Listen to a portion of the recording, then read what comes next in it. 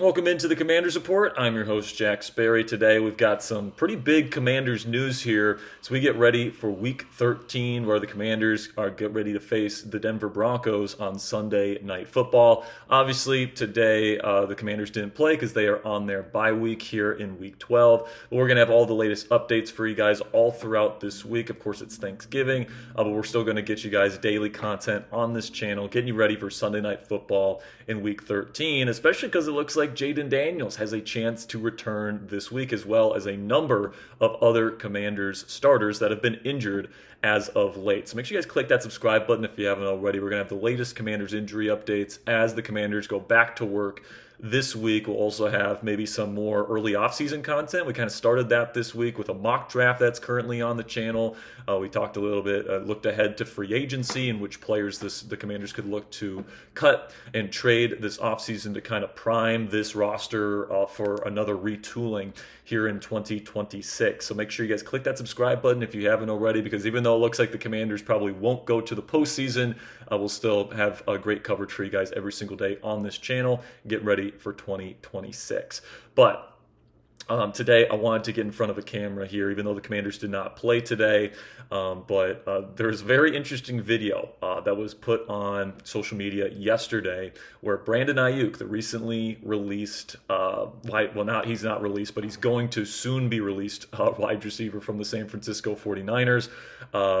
He posts a big video about him going to get his diamond chains, and he's got two kind of twin diamond chains that he just got, and they're pretty freaking sweet. They're pretty darn cool. But right when he gets them, he FaceTimes, guess who? Jayden Daniels, star quarterback of the Washington Commanders, a day after it comes out that Aiyuk is likely to be released by the San Francisco 49ers.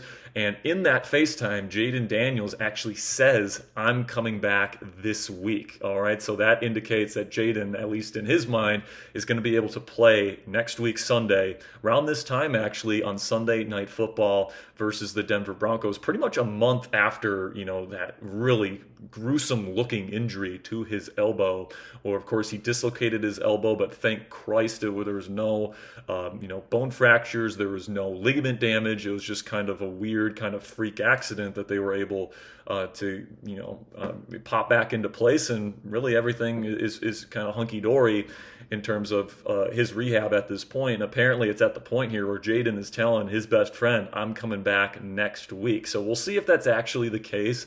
Obviously team doctors need to clear him, and maybe Jayden is just saying, "Oh, I'm definitely going to play," just because that's the mindset that he's going into the week with. But, that's certainly a good sign if you are a Washington Commanders fan that wants to see Jayden Daniels out there. Certainly seems like Jayden is pushing to get back on the field as soon as he can. Now, I would, caution him that he should probably tamper it down a little bit, make sure you're 100%, make sure, you're taking all the risks into account, and make sure you're feeling really good before you come back this year. Because obviously the Commanders are 3-8. The season is all but over, especially in a very competitive NFC where you're probably going to need at least 10 wins, maybe even 11 wins just to be a wild card team this year. Even if the Commanders win out, they can't even get the 10 wins. They can only max out at 9 wins this year. So for Daniels, I think that, once he gets back to 100% healthy, absolutely have him go play out there, give him an opportunity to play with his teammates. And, I think that would really help this coaching staff and this front office determine which players on the offense should stick around, which guys should maybe be let go of. And certainly Jayden Daniels is someone that's still a young quarterback, still developing in this league. For as talented as he is, getting those reps in game, I think will do him some good as we prepare for a 2026 season, where I think we're all hoping that Daniels is going to be able to lead this team into legitimate Super Bowl contention. So certainly looking forward to seeing Jayden get back. If he does get back on Sunday and he is 100%, great. But I would say to the team, and I would say to Jayden, don't rush it. This is somebody that's extremely important to your organization. And, I know some fans are like, let's just bench him for the rest of the season and just not take any risks. But like, if Jayden is 100%, it doesn't really make any sense to, sit him on the bench, especially when, you take into account that this is the National Football League and it's filled with human beings. It's not just players in Madden where, you can just move pawns and whatever. Like, if you have a really good player in Jayden Daniels that wants to play and you say, no, we're shutting you down for the rest of the season, how are you going to kind of reconcile that with the locker room? Like, I'm sure you can probably explain it like, hey, we don't want to take any risks with him, and maybe they understand that. But if Jayden is in that locker room saying, man, I want to play, I'm 100% ready to go, I feel like that's going to drive apart this locker room and kind of lose the locker room for head coach Dan Quinn in terms of the culture that he's trying to build here in Washington. And the way of the National Football League and the way that winning organizations play, guys, is that they don't tank, all right? They just don't. They try and win these games to maintain that winning culture.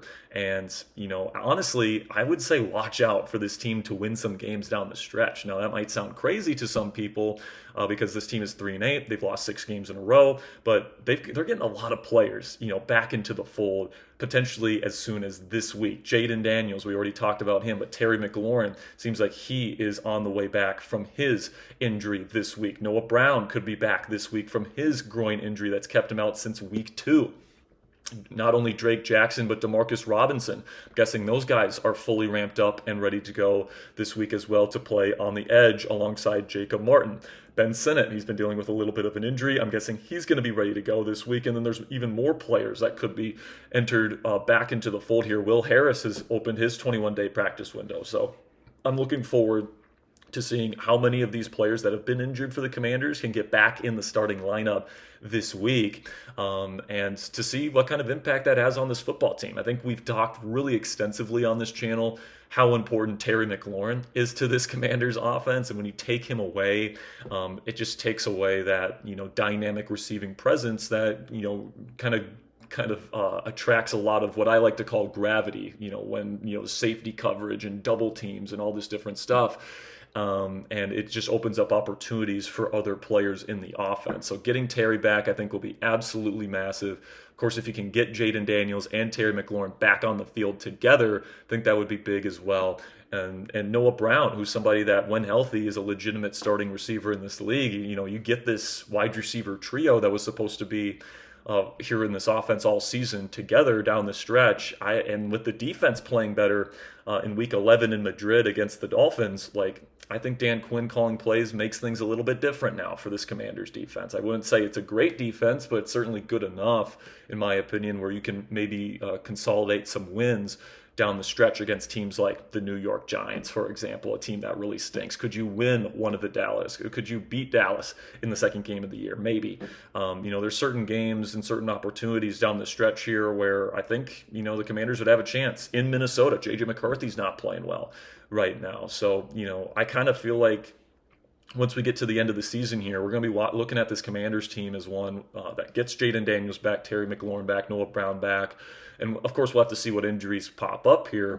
But I think we could be looking at a Commanders team that wins, maybe 5 to 7 games at the end of the year. And, that might hurt their draft positioning a little bit for sure. And I'm sure some fans will pout about that. But if they look good down the stretch and, we see some good things from Jayden, we see some good things from Terry McLaurin, we see some good things from Debo, we see some good things, on defense with Mike Stammer still playing on the outside. You go into the offseason with some positivity and you see some good things on film that you can build upon going into the 2026 offseason. Now, the second thing I want to talk about today, talking about the 2026 offseason, we talked in a video a couple days ago about why I think Brandon Aiyuk is pretty much for sure going to be a Washington Commander next year, whether Commanders fans like that or not. And, in this video that I'm talking about here where Jayden Daniels said, I'm coming back next week, I just don't think that it is a coincidence that Aiyuk, a day after this big report comes out that he's heading towards a very sloppy divorce with the San Francisco 49ers this offseason, and he's not even contesting the Niners taking away his guaranteed money in future years on his contract. I think the reason why he's doing that is because he does want to leave the 49ers, and I think he has a very specific team in mind. And the fact that he's calling Jayden Daniels his best friend from college, and he's still his best friend, they hang out in California during the offseason, it's just a very clear sign to me that these two are still very close. And I think Aiyuk essentially views himself already as a member of the Washington Commanders organization, even though he's still under contract technically with the 49ers. So We'll see what ends up happening. I mean, who knows? Maybe Aiyuk even, suits up for the Commanders down the stretch here if the 49ers let him go. Now, San Francisco doesn't have any real reason to do that at this point. But you look at Aiyuk, man, like it really feels like that relationship is completely devolved.